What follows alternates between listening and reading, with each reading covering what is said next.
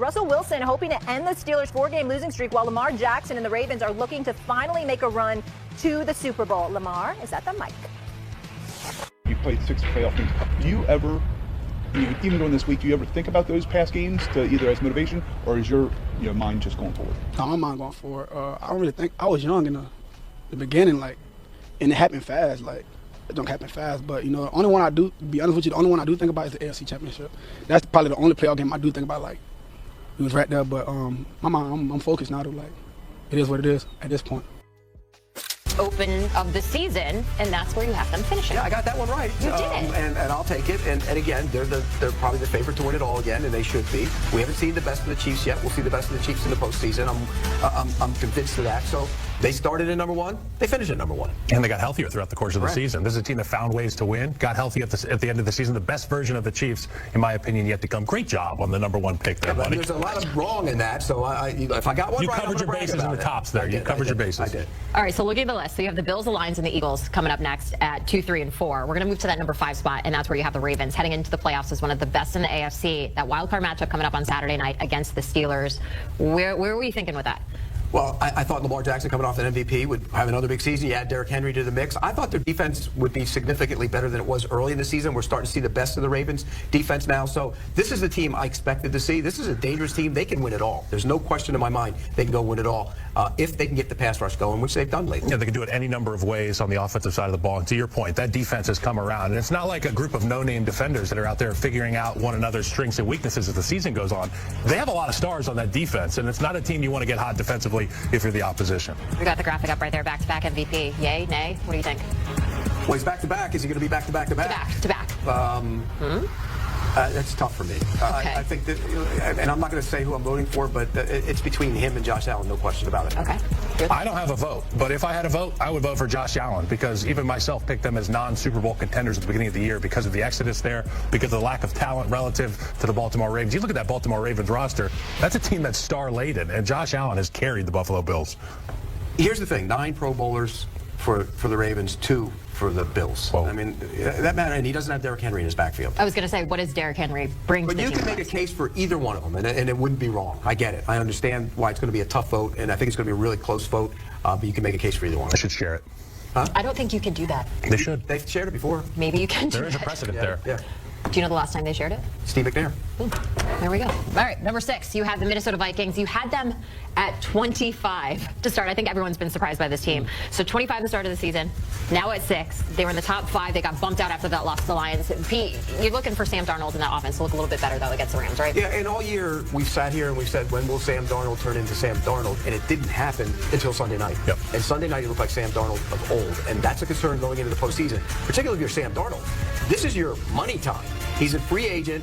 What do the Vikings do? Do you bring him back? And if you bring him back, do you bring him back on a mega contract? Do you bring him back on a Baker Mayfield plus contract? How do you even bring him back with J.J. McCarthy sitting there? I think ultimately his future and the money he makes might get decided this week in the playoffs against the Rams. 100%. 100% on that. But I will say this about the Vikings. They were on a historic run there. Sam Darnold playing the best football of his career heading into Week 18, and obviously the collapse versus the division rival there. I think that game tells us more about the Lions than it does the Vikings. Some of these teams and coaches would say, we were better served losing right before the playoffs than rolling that hot streak in. Let's hope Kevin O'Connell can spin zone it that way in the locker room. Well, it's a spin zone, right? Did you ever believe it? It's all about how well the coach sells it. Yeah, Let's see what O'Connell sells it as. I never want to lose. Never. Shocking. We're going to go to number 10 now. You got the Bucs in there, your lowest ranking division winner. How concerned are you with the injuries, especially on the defensive side? That's the most concerning thing right now. I think they can score on anybody. I think they will score on anybody. And they can be a dangerous team. If they were completely healthy in the secondary, I would say this is a team that could create problems for a lot of teams in the NFC. I still think they might be able to. I'd feel much better about it if they were completely healthy in the secondary. You know what? This offense has been great, and they've had to reimagine themselves week in, week out. Obviously, Godwin goes down. Evans misses some time with the hamstring, but guys like Bucky Irvin stepping up. Liam Cohen has been a fantastic coordinator on the offensive side of the ball this year for the Bucs. But the strength of that group, it's the offensive line. It's kind of like the theme here in the playoffs. Teams with the good O-lines are doing well. I love this team in the preseason in large part because it's a great mix of old and young. Their draft has been phenomenal this year. Across the board, talk about Bucky Irvin, Jalen McMillan, a guy I love. The wide receivers really big come plays. on. Graham Barton starting in the middle of the offensive line. Stud. Across the board, this draft has been out. Tyke Smith playing their secondary. They've been outstanding in terms of the draft. We're going to go to number 14 now on your power rankings. And before we let you go, I just want to hear just a quick thought from you also on teams that you thought were going to be doing well and failed, and then the flip side of that too. But number 14, you've got the Houston Texans facing off against the Chargers on Saturday afternoon. That game is going to be on CBS. Pete, is there a team in the playoffs that you have more questions about than the Texans right now? Probably the Steelers. Okay. I mean, I think those are the two teams when you look at it, you say the Steelers and the Texans, both of them have issues.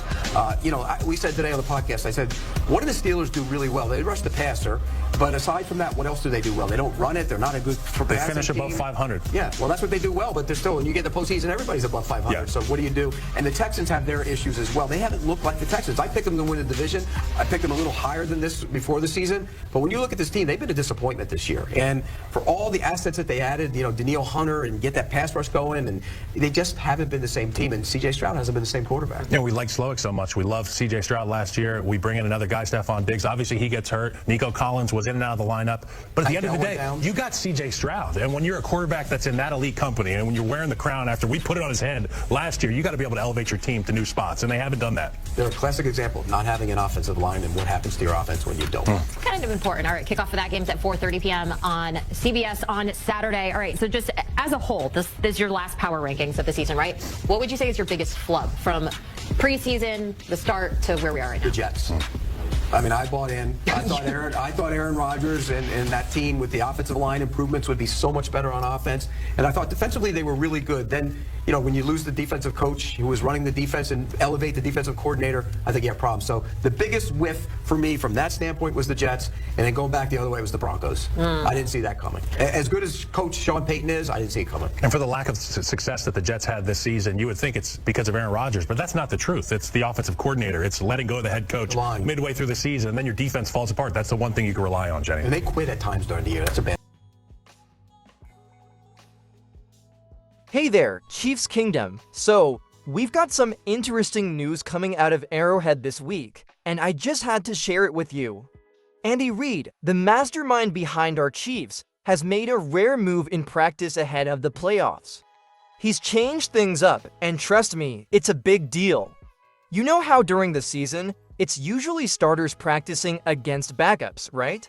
Well, not this time. Reid threw out the rulebook and had the starting offense go head-to-head with the starting defense. Patrick Mahomes versus Chris Jones. Can you imagine the sparks flying in that practice? It's all part of Reid's plan to keep the team sharp and ready for the high stakes of playoff football. But what do you think? Is this the kind of move that gives the Chiefs an edge? Drop your thoughts in the comments below. I'm curious to hear what you think. Stay with me, because next, we're diving into why this change in practice is such a genius move. Let's talk about why Andy Reid's decision to pit the starters against each other in practice is such a game changer. Usually, the Chiefs starters face off against backups during the regular season. It's all about sticking to the game plan and keeping things controlled. But this week, it was Mahomes versus Jones, Kels versus Bolton, pure competition at its finest. Here's the genius behind it. Reid knows the playoffs demand a different level of intensity. The pace is faster, the stakes are higher, and every snap matters by having the no one offense and no one defense battle it out. He's cranking up the speed and sharpening their focus. It's a taste of what's coming when the Chiefs take the field next week. And it's not just about skill, it's about mindset. Iron sharpens iron, right? Facing the best in practice prepares you to face the best in the league. What do you think?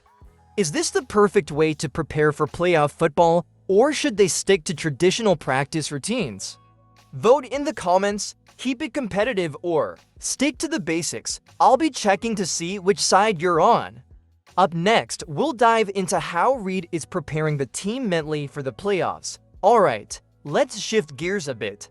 Physical preparation is crucial, but Andy Reid knows playoff success is just as much about what's happening in the players' heads. Think about it: one bad play, one moment of distraction, and the season could be over.